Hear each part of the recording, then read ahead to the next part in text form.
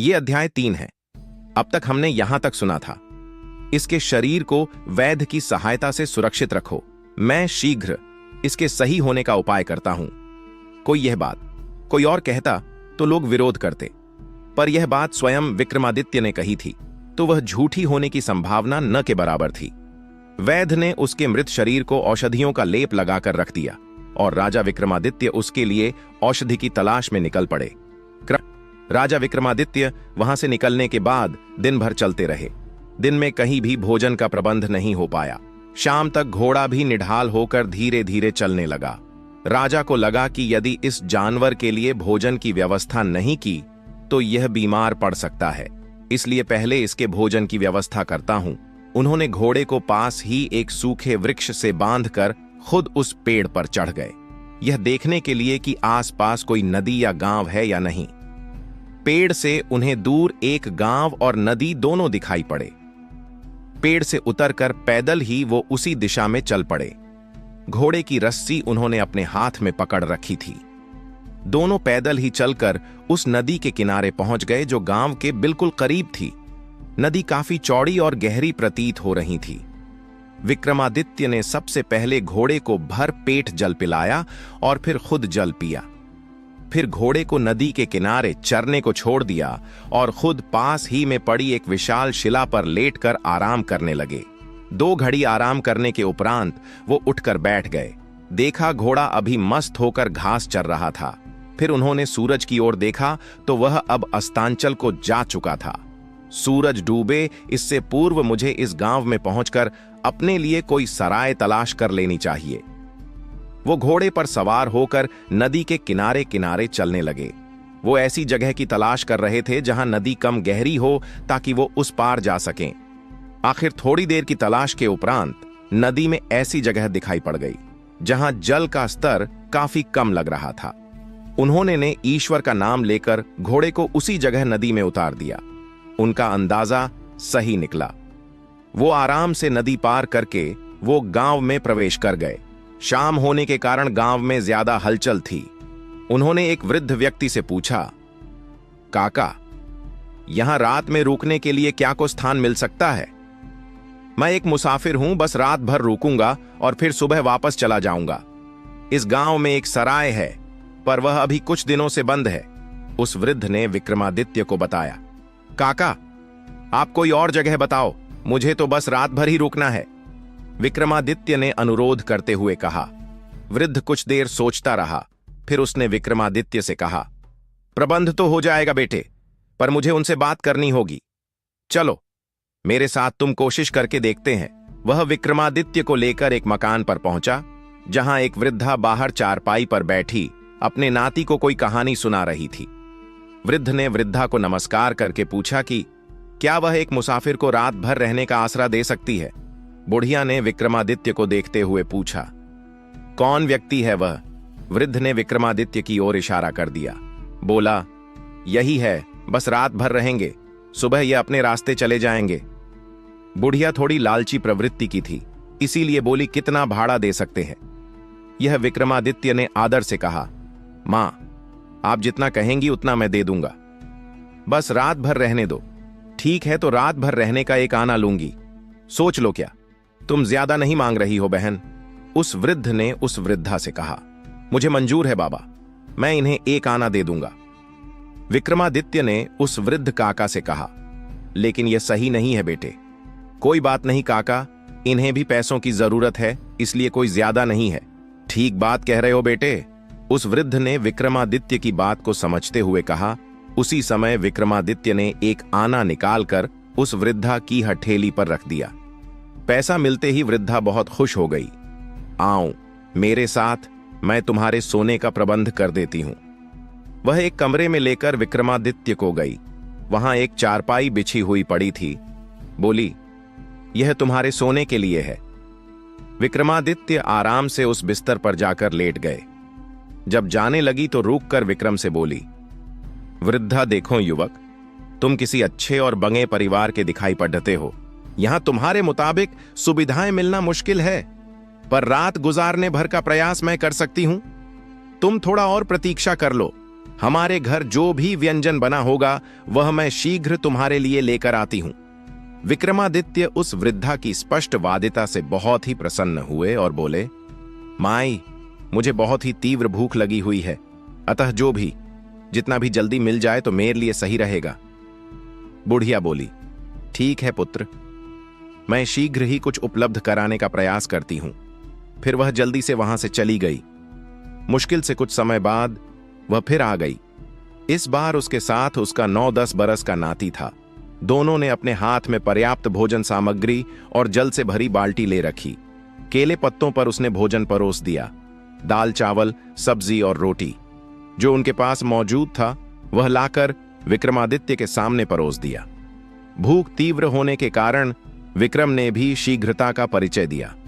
जल्दी जल्दी भोजन करने के उपरांत विक्रम ने उस वृद्धा को धन्यवाद कहा। बुढ़िया ने सारे बर्तन समेटे और फिर वहां से चली गई। खाना खाते ही विक्रम को गहरी नींद ने आ दबोचा। रात को 12 बजे अचानक विक्रम की आंख खुल गई। उन्होंने बाहर किसी स्त्री के रोने की आवाज सुनाई, पड्डढी। उन्हें प्रतीत हुआ जैसे कोई स्त्री करुण स्वर में विलाप कर रही थी। विक्रमादित्य जल्दी से अपने बिस्तर से उठकर खड़े हो गए और फिर अपने कमरे का दरवाजा खोलकर बाहर आ गए। वह आवाज का पीछा करते हुए ऐसी जगह पहुंच गए जहां से दीपक का उन्होंने भीतर झांक कर देखा। अंदर एक युवा प्रकाश आ रहा था। औरत और वृद्धा आपस बात करते हुए रो रही थी। राजा से रहा नहीं गया। वो भीतर उनके करीब चले गए। राजा को देखते ही दोनों स्त्रियां खड़ी हो गईं। युवा स्त्री ने राजा के सामने एक लंबा घूंघट निकाल लिया।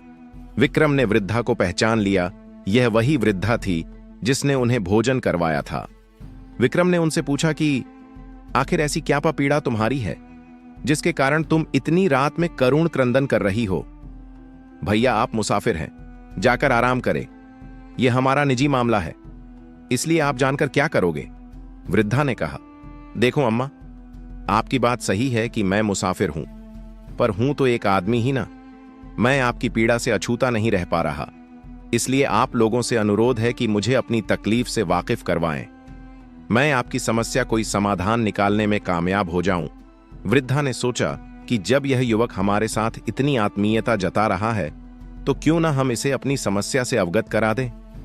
बुढ़िया ने पास रखी चारपाई पर विक्रम को बैठने को कहा। फिर बोली, बेटा, तुम्हारे जितनी उम्र का हमारा लंका स्वर्ण नगरी राज्य में कमाने के लिए गया था, आज 2 वर्ष हो गए, पर वह वापस लौटकर नहीं आया। हम दोनों उसी को याद करके दुखी होती है। विक्रम को उनकी तकलीफ काफी लगी। बोले, अम्मा, तू चिंता मत कर, मैं कल यहां से उसी प्रदेश को जा रहा हूं। वहां पहुंचकर तुम्हारे लंके की तलाश करूंगा। जैसे ही वह मिल जाएगा मैं उसे वापस भेज दूंगा। विक्रम आश्वासन से वृद्धा बहुत खुश हो गई।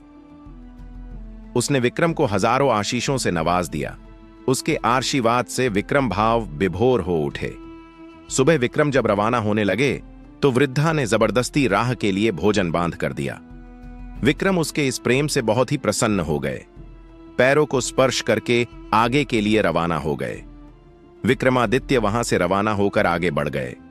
दोपहर तक वो एक ऐसे राज्य में पहुंच गए जिसका राजा बहुत ही दानी था। वहां लोगों से पता चला कि राजा रोज 1 मन सोना गरीबों को दान करता था। उसके दान की चर्चा चारों फैली हुई थी। राजा विक्रमादित्य के हृदय में उस राजा के प्रति बहुत ही आदर पैदा हो गया। उन्होंने उस राजा से मिलने की सोची। तभी उन्हें वृद्धा के बेटे की याद आ गई और बोले, मुझे पहले उस वृद्ध मां की समस्या का निदान करना है, उसके उपरांत ही राजा से मैं मिलूंगा। वो लोगों से पूछते पूछते उस वृद्धा के पुत्र तक पहुंच गए। उन्होंने उस वृद्धा के पुत्र को बताया कि वह उनके घर से होकर आया है। परिवार के सदस्य बहुत ही दुखी हैं। वह एक बार जाकर उनसे मिल ले ताकि उनके मन को शांति मिल जाए। विक्रमादित्य की बात सुनकर वह दुखी होकर बोला, मित्र, मैं जाने की काफी दिनों से सोच रहा था, पर यह राजा जाने नहीं दे रहा। कहता, पहले अपने जैसा कोई विश्वासपात्र व्यक्ति लाकर दो, फिर घर जाओ। तुम ही बताओ कि मैं ऐसा व्यक्ति कहां से ढूंढ कर लाऊं। तभी राजा विक्रमादित्य ने उसे कहा कि मैं तुम्हारी जगह राजा की देखभाल करूंगा। उसे विक्रमादित्य की बात उचित लगी। बोला, चलो एक बार राजा से मैं आपको मिलवा लाऊं। वह विक्रमादित्य को लेकर राजा के पास पहुंचा। उसने विक्रमादित्य की ओर इशारा करके यह बताया कि यह मेरा भाई गांव से आया है। मेरी जगह अब यह काम करेगा और गांव जा आऊंगा। राजा को क्या तकलीफ होनी थी, उसने उसे जाने को कह दिया। वह व्यक्ति गांव चला। अब उसके स्थान पर राजा विक्रमादित्य काम करने लगे। वो रोज देखते कि राजा रात में 4 बजे उठकर कहीं जाता है, फिर सुबह 6 बजे वापस आता है। उस समय उसके हाथ में एक गठरी रहती है। सुबह स्नान और पूजा के बाद वह एक मन स्वर्ण दान करता है। यह उसका नित्य का नियम था। विक्रमादित्य ने मंत्रियों वगैरह से बात करके पता किया कि आखिर राजा इतना सोना कहां से दान करता है। मंत्रियों ने बताया कि यह दान राजा राज्य के खजाने से नहीं दान करता, अपितु वह कहीं और से लेकर आता है, लेकिन कहां से आज तक किसी को पता नहीं। विक्रमादित्य ने मन विचार किया कि आज वह राजा पर नजर रखेगा। देखते हैं कि वह स्वर्ण कहां से लाता है। अगले दिन राजा जब सुबह 4 बजे उठकर जाने लगा तो विक्रम उसके पीछे चल पड़े।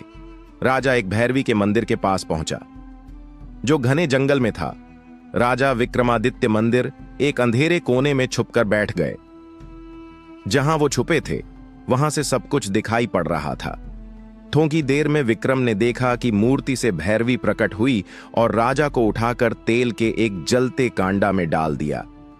जब राजा का शरीर पक गया तो उस भैरवी ने उनका भोजन किया। फिर उसने राजा की हड्डियों को इकट्ठा किया और फिर अपने हाथ में ली एक बोतल से कोई रसायन राजा की अस्थियों पर डाल थी। रसायन ने जैसे ही राजा की अस्थियों को स्पर्श किया, वह पुनर्जीवित हो उठा।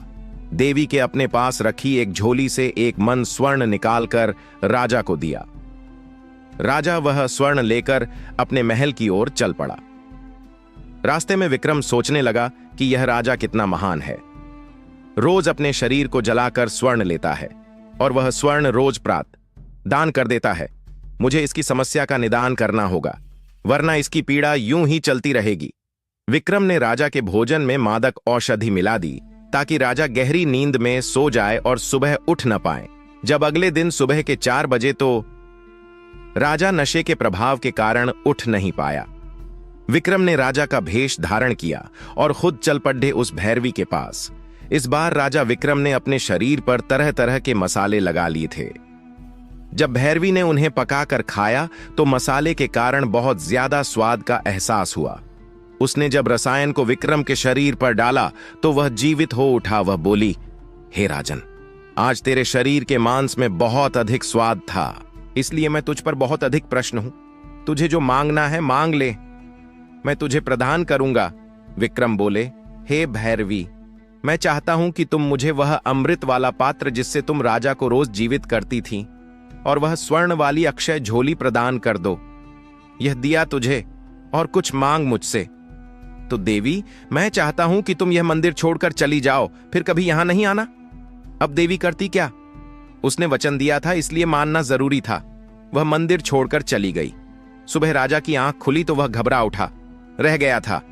आज वह सोता, अब वह अपने नियमित धर्म का पालन कैसे करेगा? फिर भी वह तुरंत मंदिर की ओर दौड़ कर गया, पर मंदिर में देवी मौजूद नहीं थी। अब वह क्या करे? कैसे आज वह दान करेगा? वह महल तो वापस लौट आया, पर बेचैन हो उठा। राजा विक्रमादित्य उसके पास गए और बोले, तभी राजन, आज आप कुछ ज्यादा चिंतित हैं, क्या मैं जान सकता हूं? क्या करेंगा तू जानकर? राजाओं की चिंता का समाधान राजा ही कर सकता है। फिर भी यदि आप मुझे बताएंगे तो मैं प्रयास करूंगा कि आपकी समस्या का निवारण हो जाए। क्या तू राजा विक्रमादित्य है क्या? यदि आप विक्रमादित्य को ही बता सकते हैं तो समझ लो मैं विक्रमादित्य हूं। विक्रम की बात सुनकर राजा आश्चर्य उनकी ओर देखने लगे। फिर हैरत से पूछा कि आप राजा विक्रमादित्य हो क्या? हाँ राजन, मैं विक्रमादित्य हूं। फिर विक्रम ने सारी आप बीती राजा को सुना दी। सुनकर राजा उनके पैरों में गिर पड़ा, बोला, राजन, आपने मेरा सेवक बनकर मेरी सेवा की, मैं पाप का भागी बन गया। विक्रम ने राजा को उठाकर सीने से लगाया और बोले, कोई बात नहीं, आप दुखी न होवे। यह लो अक्षय थैली, अब आपको अपनी रोज रोज बलि नहीं देनी पड़ेगी। फिर राजा विक्रमादित्य वापस उस जगह पहुंचे जहां ब्राह्मण पुत्र का शव रखा था। उन्होंने अमृत की कुछ बूंदों से उसे पूर्ण जीवन दिया। सब लोग उनकी जय जयकार करने लगे। राजा अपने राज्य को लौट गए। एक दिन राजा विक्रमादित्य अपने दरबार में बैठे लोगों की समस्याओं पर सोच विचार कर रहे थे। तभी एक द्वारपाल उनके पास एक संदेशा लेकर पहुंचा। राजा विक्रमादित्य किसी मसले पर जब फैसला कर चुके तो उस द्वारपाल ने राजा से कहा, राजन, बाहर द्वार पर एक बाजीगर आया है। वह आपसे मिलने के लिए उत्सुक है। राजा विक्रमादित्य का अपना नियम था, यदि कोई उनसे मिलने या फरियाद लेकर आए तो उसे राजा से तुरंत मिलाया जाता था। ठीक है, द्वारपाल उसे तुरंत मेरे पास लेकर आऊं। द्वारपाल के जाते ही राजा विक्रमादित्य फिर लोगों की समस्याओं के निदान में लग गए। थोड़ी देर में द्वारपाल उस बाजीगर को लेकर आ गया। राजा विक्रमादित्य ने देखा कि छरहरे बदन का एक नौजवान था। वह बाजीगर बोले, हाँ बाजीगर, अब आप हमें बताओ कि तुम किस संदर्भ में मुझसे मिलना चाहते थे। राजन, मैंने आपका बहुत नाम सुना हुआ है, इसलिए बहुत दूर से आपके पास अपनी कला का प्रदर्शन करने आया हूं। यदि आप मुझे कला प्रदर्शन का अवसर प्रदान करते हैं तो मैं स्वयं को भाग्यशाली समझूंगा। विक्रम उसकी बातों से बहुत प्रभावित हुए और बोले, ठीक है बाजीगर, मैं तुम्हें अपनी कला दिखाने का अवसर प्रदान करता हूं, पर आज नहीं। आज तुम मेरी अतिथिशाला में विश्राम करो। कल दरबार लगते ही तुम अपनी कला को प्रदर्शित करके सबका मनोरंजन करो। आज बहुत से मेरे ओहदेदार और परिवार के लोग बाहर गए हुए हैं। मैं नहीं चाहता कि कोई तुम्हारी कला को देखने से वंचित रह जाए। धन्यवाद राजन, मैं जीवन पर्यंत आपका आभारी रहूंगा। आप वास्तव में कला के पारखी हो। लोगों के कारण ही, आप जैसे लोगों के कारण ही कला को विकसित होना का अवसर मिलता है। मैं कल प्रातः आपके दरबार में अपनी कला को प्रदर्शित करूंगा। फिर वह चला गया। राजा ने मंत्रियों को आदेश दिया कि उस बाजीगर का पूरा ख्याल रखा जाए। उसे किसी भी प्रकार की तकलीफ नहीं होनी चाहिए। अगले दिन प्रातः दरबार में लगभग सभी कर्मचारी मौजूद थे। नगरवासियों के बैठने के लिए उचित व्यवस्था की गई थी। थोड़ी देर में वह बाजीगर आ गया। उसके एक हाथ में एक बड़ी सी झोली थी। शायद उसमें ही उसने अपने सारे उपकरण रखे थे। उसके साथ एक बहुत ही खूबसूरत औरत थी। शायद वह उसकी पत्नी थी। राजा विक्रमादित्य को आश्चर्य हुआ यह देखकर कि वह एक बाजीगर की पत्नी थी। उसकी सुंदरता और पहनावा राजकुमारियों जैसा था। तभी बाजीगर ने राजा के मन के भाव पढ़ लिए और बोला, राजन, यह जरूरी नहीं कि अमीर और राजा ही खूबसूरत औरतें रखने के हकदार हैं। मेरे जैसा कलाकार भी खूबसूरत औरत रख सकता है। उसकी बात से राजा विक्रमादित्य थोंगा सकपकाए, फिर मुस्कुराकर बोले, बिल्कुल कलाकार, हर व्यक्ति को समान अधिकार है। अब तुम अपनी कला का प्रदर्शन करो। बाजीगर ने आदेश मिलते ही अपनी झोली से रस्सी का एक बहुत बड़ा गुच्छा निकाला। उसका एक छोर अपने हाथ में थामा और बाकी का गुच्छा हवा में उछाल दिया।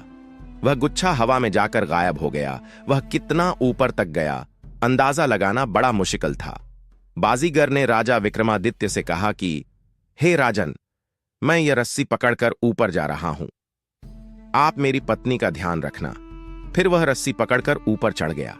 वह इतना ऊपर चला गया कि दिखना बंद हो गया। सब उसके ऊपर से वापस आने की प्रतीक्षा करने लगे। पूरा दिन बीत गया, पर वह वापस नहीं आया। उसकी पत्नी विलाप करने लगी। राजा ने उसे बहुत समझाया कि वह चिंता न करे, पर वह मानी नहीं। उस दिन की रात भी आ गई और चली भी गई, पर वह बाजीगर वापस नहीं आया। अगले दिन बाजीगर की पत्नी ने राजा से प्रार्थना की उसके लिए एक चीता सजाई जाए। वह अपने पति के वियोग में सती होगी। सबने उसे बहुत समझाया, पर वह नहीं मानी। आखिर में हार कर राजा ने अपने लोगों को उसके लिए चिता सजाने को कहा। बाजीगर की पत्नी चिता पर बैठ गई तो चिता में आग लगा दी गई। चिता धू धू कर जल उठी। राजा को अपनी विवशता पर बहुत दुख हुआ कि आज वो कुछ भी न कर सके। थोड़ी देर में सब कुछ राख हो गया। राजा विक्रमादित्य इतने दुखी हो गए, उन्होंने पूरे राज्य में 2 दिन अवकाश घोषित कर दिया और खुद एकांत में चले गए। इस घटना को 2 दिवस हो गया। राजा विक्रमादित्य ने बुझे मन से दरबार आरंभ किया। अभी दरबार शुरू हुए कुछ समय बीता होगा। तभी रस्सी जो आसमान में गई हुई थी, वहां से बाजीगर का कटा हाथ आकर गिरा। फिर दूसरा हाथ, दोनों पांव, फिर शरीर का बाकी बचा हिस्सा। राजा विक्रमादित्य को बाजीगर के मृत्यु शरीर को देखकर बहुत तकलीफ हुई। उन्होंने उसके शरीर के सभी हिस्सों को इकट्ठा कर एक कपड़े में बंधवाया। फिर धार्मिक रीति के अनुसार उसका दाह संस्कार करवा दिया। इस घटना को 10 दिन बीत गए। एक दिन जब राजा का दरबार लगा था, तभी उन्होंने उस रस्सी में हलचल महसूस की। सब उसके करीब आकर देखने लगे। सबकी निगाह ऊपर की ओर गई तो देखा वह बाजीगर रस्सी से वापस उतर रहा था। उसे सुरक्षित वापस आता देखकर राजा और उनके कर्मचारी हैरत में आ गए। यह तो मर चुका था महाराज, फिर कैसे जिंदा वापस आ रहा है? एक मंत्री ने हैरानी से कहा। थोड़ी देर में बाजीगर वापस लौट आया था। उसने आते ही राजा विक्रमादित्य को प्रणाम किया और बोला, महाराज मेरी पत्नी कहां है? राजा अब क्या उत्तर देते? उन्होंने अपना माथा पकड़ लिया। यह उनसे कैसा अपराध हो गया? यह सब बाजीगर के खेल का हिस्सा था। वो आखिर क्यों नहीं समझ पाए? अब वो कहां से उसकी पत्नी को वापस लाकर देंगे? उन्होंने बाजीगर को सारी बात बता दी, पर बाजीगर बोला, आप जो भी कह रहे हो सब झूठ है। राजन, लगता है आपका मन मेरी पत्नी पर आ गया, इसलिए आप मुझे यह मनगढ़ंत कहानी सुना रहे। राजा विक्रम को बड़ा अजीब लगा उसका यह अभियोग। बोले, बाजीगर, शायद तुझे मेरे बारे में पता नहीं है। मैं न्याय के लिए कोई भी मूल्य चुका सकता हूं। राजन, मैं आपकी बात समझता हूं, पर इस औरत वाले मामले में विश्वास नहीं हो पा रहा। अतः आपसे अनुरोध है कि आप मेरी पत्नी को मुझे वापस दे दो। मैं उसके बिना नहीं जी पाऊंगा। लोगों ने बहुत समझाया, पर वह नहीं माना। बोला, मुझे एक बार उसे आवाज देने दो, यदि वह महल में कहीं भी होगी तो आ जाएगी। ठीक है बाजीगर, यदि तुम्हें मुझ पर विश्वास नहीं तो तुम आवाज देकर देख। बाजीगर ने जैसे आवाज दी, उसकी पत्नी दौड़ती हुई महल से बाहर आ गई। वहां उपस्थित सभी लोग हैरान हो गए। ये कैसे हो गया? ये तो 2 दिन पूर्व सती हो गई थी, फिर आज यह महल से बाहर आ गई। राजा विक्रम सब बात समझ गए। ये जो कुछ घटा था उस बाजीगर का जादू था। शाबाश बाजीगर, मैं तुम्हारे इस प्रदर्शन से बहुत ज्यादा हैरत में हूं। ऐसा मैंने न कभी सुना था और कभी देखा था। राजा ने मंत्रियों से उसे ढेर सारा इनाम देने को कहा। फिर उससे पूछा कि बाजीगर, तुमने ये सब कहा सीखा? बाजीगर ने उस पाठशाला का नाम और पता राजा को बता दिया। आगे की भाग जानने के लिए चैनल को सब्सक्राइब करें और कमेंट बॉक्स में लिखें जय महाकाल।